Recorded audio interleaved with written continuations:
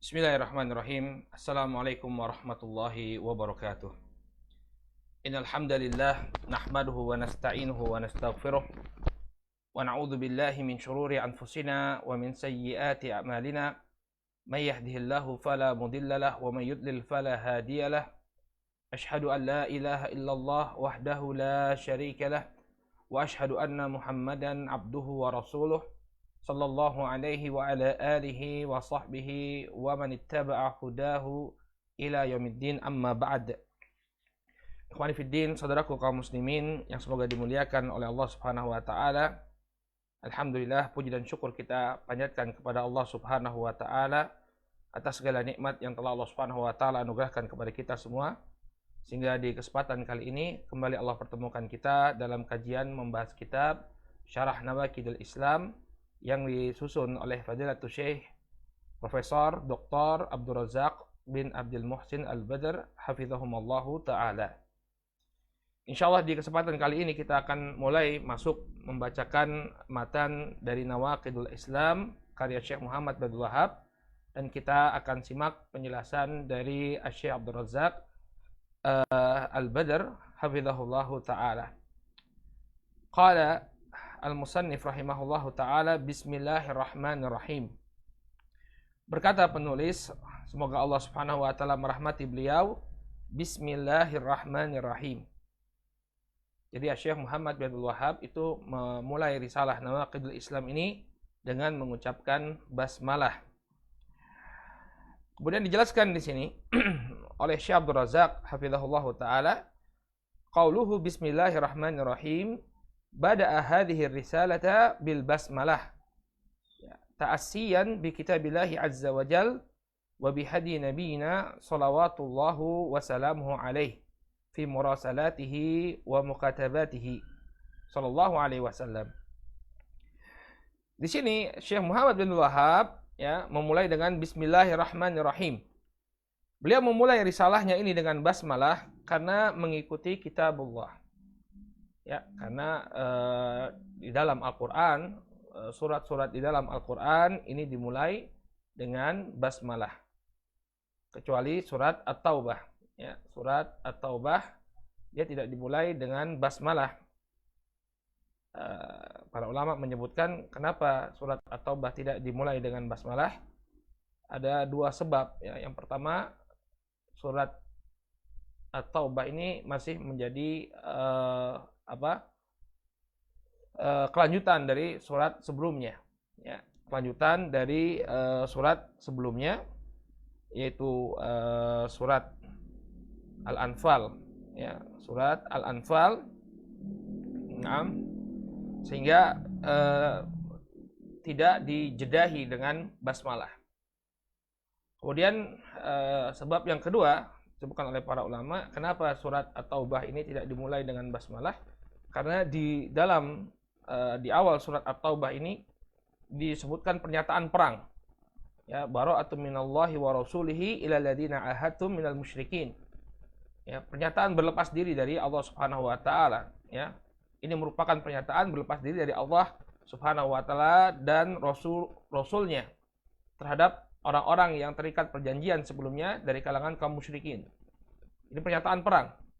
Sedangkan makna basmalah, Bismillahirrahmanirrahim, ini adalah ungkapan kasih sayang, dengan menyebut nama Allah yang Maha Pengasih lagi Maha Penyayang, atau dengan menyebut nama Allah yang memiliki rahmat yang khusus bagi orang-orang, rahmat yang luas bagi semesta alam, dan juga memiliki rahmat yang khusus bagi orang-orang yang beriman.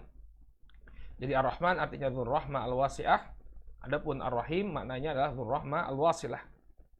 Ar-Rahman artinya yang memiliki rahmat yang luas yang meliputi segala sesuatu. Ar-Rahim artinya yang memiliki rahmat yang khusus bagi sebagian hamba-hambanya. Nah, ini kedua nama ini mengandung pernyataan kasih sayang Allah Subhanahu wa taala, sedangkan awal surat Baroah atau surat At-Taubah itu menunjukkan pernyataan perang, sehingga tidak layak digandengkan dua perkara ini. Ini disebutkan oleh para ulama kenapa surat At-Taubah tidak dimulai dengan basmalah. Hanya saja semua surat selain At-Taubah dimulai dengan basmalah. Makanya Syekh di sini memulai risalahnya dengan basmalah. ya, ta'assiyan bi kitabillahi azza wajal. Qala wa bihadi nabiyina salawatullahu wassalamuhu alaih. Kemudian alasan yang kedua, mengikuti petunjuk Nabi kita Muhammad sallallahu alaihi wasallam fi murasalatihi wa mukatabatihi, ya, dalam surat-surat dan tulisan-tulisan beliau. Jadi beliau alaihi salatu wassalam ketika mengirimkan surat, ya, atau ketika beliau membuat perjanjian, beliau selalu memulainya dengan basmalah. Seperti yang diriwayatkan dalam Sahih Al-Bukhari, ketika beliau alaihi salatu wassalam menulis surat kepada Hiraqla, ya, azimir Rum, kepada Heraklius kaisar Romawi, ya, dalam surat tersebut beliau mulai dengan bismillahirrahmanirrahim. Ya, min Muhammadin Rasulillah ila Hiraqla azimir Rum. Demikian juga dalam perjanjian, ketika beliau membuat perjanjian seperti Sulhul Hudaybiyah, perjanjian Hudaybiyah, ketika beliau membuat perjanjian tersebut bersama perwakilan dari pihak Quraisy, yakni Suhail bin Amr, ya, beliau meminta Ali, ya, Nabi SAW nggak bisa menulis, ya, jadi beliau itu didiktekan, ya, surat beliau itu beliau diktekan kepada juru tulis beliau. Beliau mendiktekan kepada Ali, uktub bismillahirrahmanirrahim, tulislah bismillahirrahmanirrahim. Namun kemudian orang-orang Quraisy menolak penyebutan Ar-Rahman, hingga diganti dengan Bismikallahumma. Nah, ini kedua fragmen ini, surat beliau kepada Hiraqla, demikian juga surat beliau atau perjanjian Hudaybiyah, ini menunjukkan bahwa dalam tulisan-tulisannya Rasulullah, ya, surat-suratnya Rasulullah, beliau senantiasa memulainya dengan basmalah. Bahkan mimbabil faedah, bukan hanya Rasul Shallallahu Alaihi Wasallam saja yang memulai risalah beliau dengan penggunaan basmalah, tapi juga nabi-nabi terdahulu, seperti yang dilakukan oleh Sulaiman, ya, ketika menulis surat kepada Ratu Saba, ya, innahu min Sulaiman wa innahu bismillahirrahmanirrahim. Ya, surat ini dari Sulaiman dan dimulai dengan apa? Di dalamnya terdapat bismillahirrahmanirrahim. Ya, menunjukkan bahwa penggunaan basmalah, penulisan basmalah dalam pengiriman surat ini merupakan sunnatul anbiya, sunnah dari para nabi. Kemudian apa makna penyebutan basmalah di dalam tulisannya para ulama? Wal basmalatu al muradu biha al isti'anah. Dan basmalah di sini yang diinginkan dengannya adalah permintaan pertolongan kepada Allah Subhanahu wa taala. Ya. Wal bada'u bismillahi tayammunan wa tabarrukan bi dzikri ismillahi jalla wa ala wa talaban lil madadi wal auni minhu subhanah. Dan memulai dengan basmalah ini adalah bentuk mencari keberkahan. Ya, mencari keberkahan dengan menyebut nama Allah Subhanahu wa taala serta memohon bantuan serta pertolongan dari Allah. Jadi kita ketika melakukan suatu perkara, kita mulai dengan basmalah, bismillahirrahmanirrahim. Pada hakikatnya kita sedang meminta pertolongan dari Allah Subhanahu wa taala serta meminta keberkahan dari Allah Subhanahu wa taala. Ya. Qala wal ba'u fi bismillah ba'ul isti'anah. Maka huruf ba, ya, yang terdapat dalam ucapan bismillah ini adalah huruf ba lil isti'anah, untuk meminta pertolongan. Ya, artinya dengan menyebut nama Allah. Aku meminta pertolongan kepada Allah dengan menyebut namanya. Ya, wal makna abda'u kitabi hada musta'inan billah. Karena ini babnya dalam masalah tulisan, ya. Jadi makna bismillah di awal tulisan artinya aku memulai tulisanku ini dengan memohon pertolongan Allah Subhanahu wa taala qailan bismillah, dengan mengucapkan bismillah. Ya. Jadi bukan hanya sekedar pengucapan saja, tapi di dalam pengucapan kita terhadap basmalah ini ada permohonan pertolongan. Kita meminta pertolongan kepada Allah Subhanahu wa taala, ya, untuk membantu kita, memudahkan kita dalam menulis apa yang kita inginkan. Qala fahiya kalimatun isti'anah. Maka bismillah di sini merupakan kalimat permohonan pertolongan kepada Allah. Walihada yusra lil muslim an yaqulaha fi dukhuliha wa fi khurujiha. Oleh karena itulah disyariatkan bagi seorang muslim untuk mengucapkan bismillah, baik itu ketika dia masuk ke dalam rumah, demikian juga ketika dia keluar rumah. Wa inda tanawuluhi li ta'amihi, dan demikian juga ketika dia mulai makan. Ya. Seperti yang disebutkan dalam hadis Umar bin Salamah, anak tirinya Rasul Shallallahu Alaihi Wasallam, ketika Umar bin Abi Salamah maksud kami, Umar bin Abi Salamah ya ketika makan tangannya ke sana kemari, maka Nabi Shallallahu Alaihi Wasallam membimbing dia bagaimana adab makan yang baik. Bagaimana adab yang makan yang baik? Kata beliau, ya gulam, samillah wa kul bi yaminik wa kul mimma yalik. Wahai anak, ya kalau mau makan ucapkan samillah. Ya, artinya ucapkan nama Allah Subhanahu wa taala, kemudian wa kul bi yaminik wa kul mimma yalik. Makanlah dengan tangan kananmu dan makanlah apa yang ada di dekatmu terlebih dahulu. Jadi sunnahnya makan itu mengucapkan bismillah terlebih dahulu. Qala wa inda qiraatihi li kitabillahi azza wa jal. Demikian juga ketika dia mulai membaca kitabullah. Wa fi mawadi'in adidah, ya, wa fi mawadhi'a adidah ja'at biha sunnah. Demikian juga di tempat-tempat yang lain yang dijelaskan di dalam sunnah. Qala fayati biha taliban al-barakata wal madada wal auna wat taufiqa min Allah jalla wa ala. Yang dengan penyebutan tersebut ya dia meminta, ya, ketika dia mengucapkan bismillah, dia meminta keberkahan, meminta bantuan, pertolongan dan taufik dari Allah Subhanahu wa taala. Jadi inilah makna yang ada di balik penyebutan basmalah sebelum kita menulis risalah atau bahkan melakukan aktivitas kita. Jadi bukan hanya sekedar ucapan saja, namun di dalamnya terdapat permintaan pertolongan dari Allah Subhanahu wa taala dan permohonan keberkahan dari apa yang kita kerjakan. Maka tidak layak ya kalau bismillah ini dilakukan ketika orang ingin memulai suatu kemaksiatan. Misalnya dia akan menyanyikan suatu lagu. Baik, saya akan coba nyanyikan lagu ini bismillah. Nah, ini bagaimana mungkin minta keberkahan dari sebuah kemaksiatan? Atau dia mau lomba joget ya. Ya, lomba joget kemudian baca bismillah dulu, ya. Harusnya baca auzubillah ya. Ini suatu kemaksiatan, ya. Tidaklah ucapan bismillah ini diucapkan untuk meminta keberkahan. Baik. Qala musannifu rahimahullah. Kemudian Syekh Muhammad bin Abdul Wahhab, ya, ucapannya yang pertama dalam risalah ini beliau mengatakan, "I'lam anna nawaqidul islami asyaratu nawaqid." Ketahuilah bahwa pembatal keislaman itu ada 10 pembatal. Ya, jadi beliau menggunakan redaksi i'lam, ketahuilah. Apa makna di balik ucapan i'lam? Kata Syekh Abdul Razak, qauluhu i'lam jarat adatu syekh fi aglabi rasailihi an yabda'a bi hadhil kalimah i'lam. Ucapan beliau i'lam, ketahuilah, ya, sudah menjadi kebiasaan Syekh Muhammad bin Abdul Wahhab, ya, dalam mayoritas risalah beliau memulainya dengan ucapan i'lam, ya, i'lam arsyadakallahu li ta'atih, i'lam rahimakallah, ya, dalam risalah beliau As-Salasatul Usul, demikian juga dalam Al-Qawaidul Arba, beliau memulai risalah beliau dengan menggunakan kata i'lam.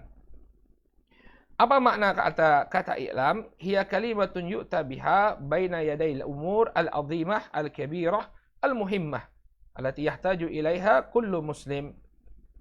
Ya, kata i'lam, ya, ini didatangkan di hadapan perkara yang sangat agung. Jadi untuk memulai penyebutan suatu perkara yang agung, ya, terkadang dimulai dengan kata i'lam. Jadi ketahuilah. Nah, kemudian setelah kata itu, ya, akan disebutkan perkara-perkara yang sangat penting untuk diketahui oleh muslim, oleh seorang muslim. Ya. Kata beliau di sini, al-umur al-'azimah al-kabirah al-muhimmah. Perkara yang besar, perkara yang agung dan sangat penting, allati yuhtaj ilaiha kullu muslim, yang sangat diperlukan oleh setiap muslim. Qala fil Qur'ani mawadi'u 'adidah, ya, tubda'u bi hadhil kalimah. Dan di dalam Al-Qur'an, ya, ada beberapa beberapa tempat, ya, atau di beberapa ayat yang dimulai dengan ucapan ini. Contohnya firman Allah Subhanahu wa taala, fa'lam annahu la ilaha illallah. Fa'lam, ya, ketahuilah, maka ketahuilah, ya, bahwa tidak ada sesembahan kecuali Allah Subhanahu wa taala. Jadi setelah kata i'lam langsung diikuti dengan apa? Dengan suatu hal yang sangat penting. Baik. Qala fayu'ta biha baina yaday al-umuri al-'azimah istida'a'u lis-sam' wa syaddan lintibahi wa ihdaran lil qalb. Kenapa dipergunakan kata i'lam? Ya, karena itu tadi, karena dia akan diikuti dengan perkara yang besar, dengan penyebutan perkara yang besar. Oleh karena itu, ya, diucapkanlah ucapan i'lam ini untuk menarik perhatian. Ya, menarik orang agar mendengar dengan fokus. Ya, wasyaddan lil intibah, demikian juga untuk menarik mereka, ya, menarik perhatian mereka, wa ihdaran lil qalb, ya, agar mereka menghadirkan hati mereka. Intinya agar manusia fokus. Ya, penggunaan kata i'lam dipergunakan untuk menarik perhatian manusia sehingga mereka fokus terhadap apa yang akan disampaikan. Wa tanbihan lisami' anna ma sayulqa alaihi, ya, minal ilmi amrun azim. Dan sebagai perhatian, ya, untuk menarik perhatian bagi para pendengar bahwa apa yang akan disampaikan kepadanya, ya, berupa ilmu, ini merupakan amrun azim, merupakan perkara yang besar. Ilmu yang akan disampaikan kepadanya, ya kan, kata i'lam artinya apa? Ketahuilah, ya, ilmuilah. Ya. Nah, ini diucapkan kata i'lam ini agar orang yang mendengar sadar bahwa setelah kata i'lam ini, ya, adalah apa? Amrun azim, perkara yang sangat agung. Ya, ilmu yang sangat agung, bukan ilmu yang yang biasa-biasa saja, tapi ilmu yang sangat sangat memerlukan perhatian Anda. Ya. Yahtaju ila isgha'in wa intibahin wa husni istima'. Ya. Memerlukan fokus, perhatian, dan juga, ya, mendengar yang baik. Jadi dia harus benar-benar mendengarkan apa yang disampaikan. Walihada ba'da dzalika biqaulihi i'lam. Oleh karena itulah Syekh Muhammad bin Abdul Wahhab, ya, memulai risalah-risalah beliau dengan ucapan i'lam. Menunjukkan bahwa apa yang akan disampaikan oleh beliau setelah kata i'lam adalah perkara-perkara yang sangat penting. I'lam ay sayulqa 'alaika amrun 'azim min abwabil ilm. Yahtaju minka ila intibahin wa ila inayatin wa ri'ayah.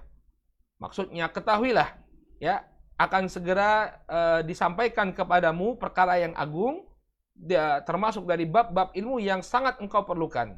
Ya, yang sangat memerlukan perhatianmu, sangat memerlukan penjagaan darimu. Jadi ini makna yang terkandung dari kata i'lam. Kenapa beliau rahimahullahu taala sering sekali memulai risalah beliau dengan kata i'lam, ya, agar orang-orang fokus dengan apa yang beliau sampaikan dan untuk menunjukkan bahwa apa yang akan beliau sampaikan adalah perkara yang demikian penting, demikian urgent untuk diketahui. Baik, ini makna dari kata i'lam. Sekarang beliau membahas kenapa risalah ini menggunakan istilah nawaqid, ya, pembatal keislaman. Kemarin sudah kita sebutkan apa makna naqid, ya. Naqid ini adalah menghancurkan sesuatu yang sudah tersusun rapi. Ya. Nawaqidul Islam artinya menghancurkan keislaman, ya, membatalkan keislaman. Nah, sekarang beliau ingin menunjukkan kepada kita bahwa pemakaian nawaqid, ya, dalam risalah ini adalah pemakaian yang sahih, pemakaian yang benar. Ya, saya tidak tahu apa yang jadi backgroundnya. Mungkin ada yang mengkritik penggunaan nawaqid, ya. Belum saya teliti lebih lanjut. Hanya saja di sini kelihatan beliau menunjukkan bahwa istilah nawaqid ini adalah istilah yang sahih untuk menamakan pembatal-pembatal keislaman. Qala qauluhu anna nawaqid al-islami asyaratu, ya, arafna anna at-ta'bira bin nawaqid fil muqaffirat wa ma yartad bihi al-muslim an dinihi ta'birun sadid. Ya, kita mengetahui bahwa ungkapan, ya, penggunaan istilah nawaqid untuk menunjukkan perkara-perkara yang mengkafirkan, demikian juga perkara-perkara yang membuat seorang muslim itu murtad dari agamanya, ta'birun sadid. Ini merupakan ungkapan atau penggunaan ungkapan yang bagus. Ya, penggunaan ungkapan yang baik. Wa daraja alaihi salaf fi hadzal bab, dan dipergunakan oleh para salaf, artinya sering, Ini merupakan ungkapan yang populer di tengah-tengah para salafun saleh.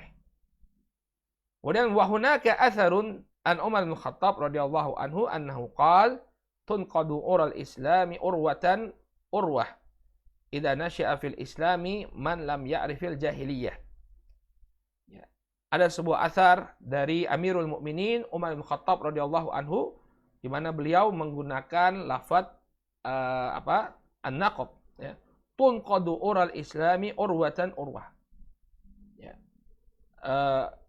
Ikatan Islam ini akan terlepas, ya, seutas demi seutas. Kapan? Idza nasya'a fil islami man lam ya'rifil jahiliyah. Apabila seseorang tumbuh, ya, di dalam keislaman, ya, dan dia tidak mengetahui tentang jahiliyah. Ini sudah kita bacakan pada pertemuan yang lalu. Hanya saja barakallahu fikum, ya, setelah diteliti bahwa ucapan ini tidak warid dari Umar bin Khattab. Ya, ucapan ini memang disampaikan oleh Syekhul Islam Ibnu Taimiyah rahimahullahu taala dalam Majmu' al-Fatawa, demikian juga oleh Al-Imam Ibnu Qayyim rahimahullahu taala dalam Al-Fawaid, ya, disebutkan bahwa ini adalah ucapannya Umar. Namun dalam Kutubus Sunan, ya, dalam kitab-kitab hadis tidak ditemukan ucapan Umar dengan lafaz yang semacam ini. Ya. Bahkan disebut tapi bukan ucapan Umar, ada ucapannya Rasul sallallahu alaihi wasallam, ya. Dalam sebagian hadis Nabi sallallahu alaihi wasallam menyebutkan, ya, latun qadanna ural islami urwatan urwah. Ya. Disebutkan dalam riwayat dalam Musannaf Ibnu Abi Syaibah dan juga Al-Imam Al-Hakim, ya. Demikian juga kalau saya tidak salah dalam Musnad Imam Ahmad, ya, diriwayatkan dari sahabat Abu Umamah Al-Bahili radhiyallahu anhu, Nabi mengatakan latun qadanna ural Islam urwatan urwah. Ya. Sungguh akan lepas, ya, simpul Islam seutas demi seutas.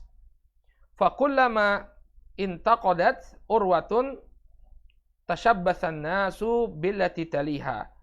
Apabila satu tali itu terlepas atau satu ikatan itu terlepas, maka manusia akan bergantung pada tali setelahnya yang masih tersisa. Wa awwalahunna naqdan lil hukm wa akhiruhu as-shalah. Ya. Maka perkara tali Islam yang pertama kali lepas ini adalah dalam permasalahan hukum, dan yang terakhir adalah dalam permasalahan salat. Sehingga lafadznya yang benar ini marfu sampai Nabi alaihi salatu wassalam. Ya. Adapun ucapan Umar, ya, disebutkan dalam oleh Al-Imam Al-Baihaqi dalam Syu'abul Iman. Adapun lafaz yang diucapkan oleh Umar radhiyallahu taala anhu adalah qad alimta wa rabbil Ka'bah mata tahlikul Arab. Perhatikan ini, redaksinya nggak menyebutkan tentang nawaqid, ya, nggak menyebutkan tentang an-naqd, nggak. Ya. Kata Umar, ya, engkau telah mengetahui demi Rabbnya Ka'bah, mata tahlikul Arab atau mata tuhlikul Arab, kapan Arab itu akan celaka, akan binasa. Faqama ilaihi rajulun minal muslimin qala mata yahlikuna ya Amiral Mu'minin. Kapan mereka itu akan celaka, wahai Amirul Mukminin?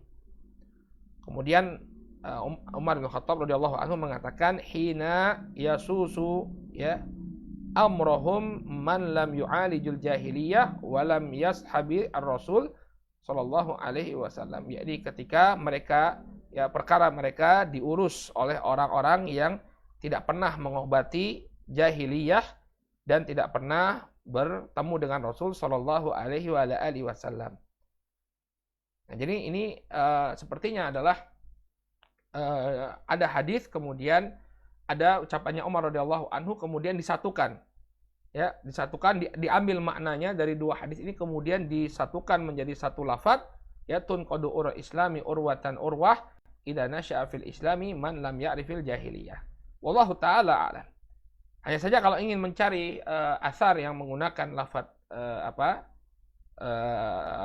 tunqad, ya, atau lafaz an-naqd, ya, yang ada naqadnya, ya ini ada tadi hadis dari Abu Umamah Al-Bahili secara marfu dari Rasul sallallahu alaihi wasallam.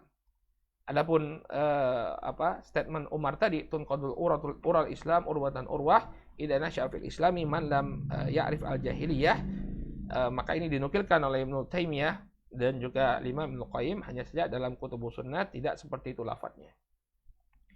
Baik, oke lah, yang dari Umar mungkin tidak tepat kalau disebutkan kepada Umar karena beliau tidak menggunakan lafadz tersebut. Nah, di sana ada asar lain dari Ibnu Abbas. Qala wa hunaka atharun akhar li Ibnu Abbas radhiyallahu anhu fi hadzal bab. Ya, istamala hadhihi al-lafdhah. Dan di sana ada asar yang lain dari Abdullah bin Abbas radhiyallahu anhu ya dalam bab ini, yakni dalam penggunaan lafaz nawaqid atau naqdu ya. Qala radhiyallahu anhuma al-qadaru nizamut tauhid. Ya. Al-qadar ini merupakan aturannya tauhid. Faman wahhadallaha ta'ala wa amana bil qadar fahiya al-urwatul wuthqa allati lan fisama laha.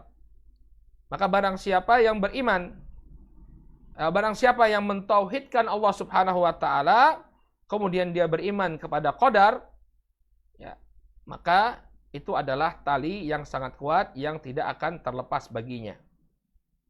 Ya, yang tidak akan terlepas. Baik. Kemudian kata Abdullah bin Abbas, "Wa man wahhadallaha ta'ala wa kadzdzaba bil qadar." Barang siapa yang mentauhidkan Allah Subhanahu wa taala, yang mengesahkan Allah Subhanahu wa taala, namun dia mendustakan al-qadar, ya, fa inna takdzibahu bil qadari naqdun lit tauhid. Maka pendustaannya, ya, maka pendustaannya terhadap qadar ini akan merupakan pembatal bagi tauhidnya. Naqdun lit tauhid. Naqdun lit tauhid. Ini menggunakan kata naqd. Ya. Wa syahid anna hadha al-lafdhu daraja ahlul ilm ala istimalihi min as-sahabati wa man ittaba'ahum bi ihsan fi umur allati yakfur biha al-mar'u wa yakhruju biha min ad-din. Ya.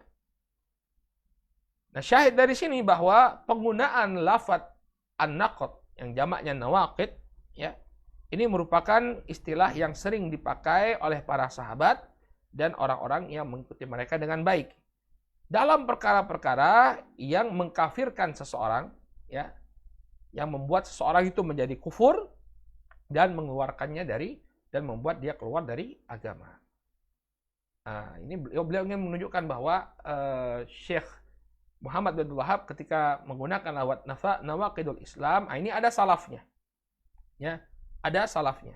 Oke lah, taruhlah kalau asal dari Umar itu tidak tepat penukilannya dari beliau, tapi dipergunakan oleh Abdullah bin Abbas. Ya, kata Abdullah bin Abbas, fa inna takdzibahu bil qadar ya naqdun lit tauhid. Ya, karena sesungguhnya pendustaan dia terhadap qadar ini merupakan pembatal terhadap tauhidnya.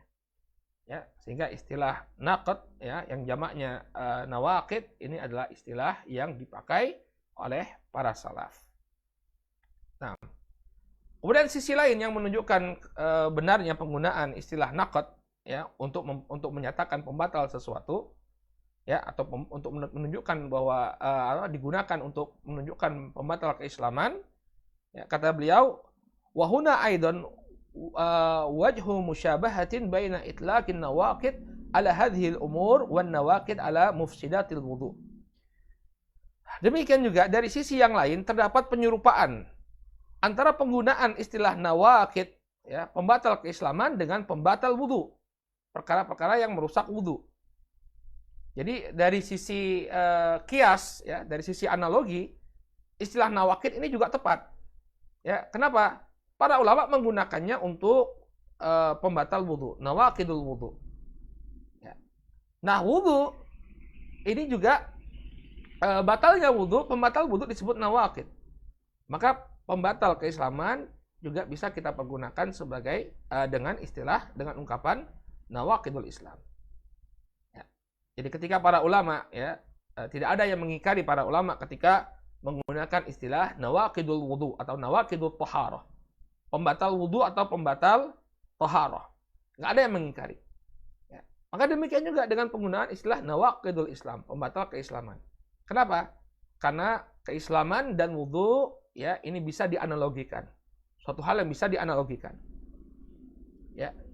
Qala fatajidu fi kutubil ahkam yuqal nawaqidul taharah.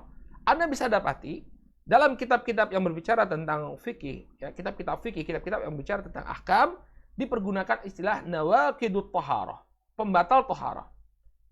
Ya. Wa anna taharah ya tuntaqadu bi kada wa kada.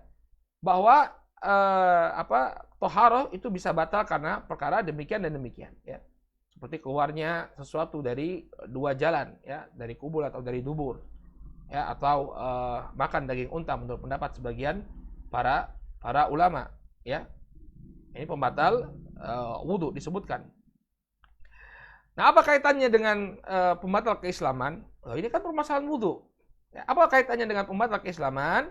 Kata beliau, hunaka irtibat baina taharah wa tauhid. Di sana ada keterkaitan antara taharah dan tauhid. Ya, di mana keterkaitannya? Pada firman Allah Subhanahu wa taala, "Wa thiyabaka fatahhir." Dan pakaianmu bersihkanlah. Ya, dan pakaianmu bersihkanlah.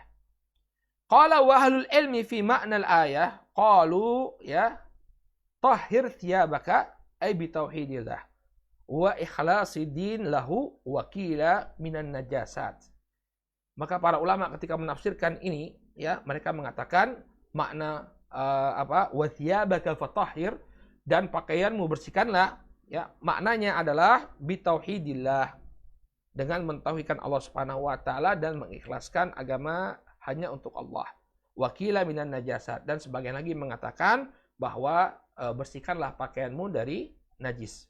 Ya, sehingga dalam tafsiran ayat ini bisa bermakna membersihkan sesuatu, ya, membersihkan agama seseorang dari berbagai macam kesyirikan, demikian juga membersihkan pakaian dari segala macam perkara-perkara yang najis. Sehingga ada irtibat antara taharah dan tauhid. Ada keterkaitan yang kuat antara taharah dengan keislaman seseorang. Sehingga penggunaan nawaqid, ya, untuk taharah ini juga bisa dipergunakan untuk nawaqidul Islam atau nawaqidud din. Ya, penggunaan istilah pembatal wudu, pembatal taharah bisa juga dipakai untuk pembatal keislaman. Sehingga tidak ada yang salah dengan penggunaan kata nawaqid. Ya. Kemudian kata beliau, wa kama anna taharata tantaqidu bil wuqu'i fi syai'in min nawaqidiha al ma'lumah ka khurujir rih awil baul aw nahwi dzalik fa inna tauhida yantaqidu bi husuli syai'in min nawaqidihi al ma'lumah al mubayyinah fi kutubi tauhid wa aidan fi kutubil ahkam. Ya, sebagaimana taharah, ya, taharah ini bisa batal ketika seseorang terjatuh pada suatu perkara dari pembatal-pembatal yang sudah diketahui, seperti keluarnya angin, ya, atau keluarnya kencing atau yang semisalnya. Maka demikian juga tauhid. Tauhid bisa batal apabila seseorang terjatuh pada pembatal tauhid tersebut yang telah diketahui dan dijelaskan dalam kitab-kitab yang berbicara tentang tauhid, demikian juga kitab-kitab yang berbicara tentang al-ahkam. Ya. Jadi kesimpulan dari apa yang beliau sampaikan, penggunaan istilah nawaqidul Islam adalah penggunaan yang benar. Ya, sebagaimana para ulama mempergunakan istilah nawaqid untuk pembatal taharah, demikian juga pembatal keislaman menggunakan istilah nawaqid. Wallahu taala a'lam bishawab, ya. Ini penjelasan dari Syekh Abdul Razak bin Abdul Muhsin hafizahullah taala, ya, terhadap awal ucapan Syekh Muhammad bin Wahab. Fa bi'idznillah taala, dengan seizin Allah Subhanahu wa taala, pada pertemuan besok kita akan masuk ke pembatal keislaman yang pertama, yaitu asyirku fi ibadatillah, ya, syirik dalam peribadahan kepada Allah Subhanahu wa taala. Mudah-mudahan apa yang disampaikan bermanfaat. Bertemu lagi insyaallah kita di pertemuan esok hari pukul 6 waktu Indonesia Barat atau pukul 7 waktu Kuala Lumpur bi'idznillah taala. Mudah-mudahan Allah mudahkan urusan kita semua. Subhanakallahumma wa bihamdika asyhadu an la ilaha illa anta astaghfiruka wa atubu ilaik. Billahi taufiq wal hidayah. Wassalamualaikum warahmatullahi wabarakatuh.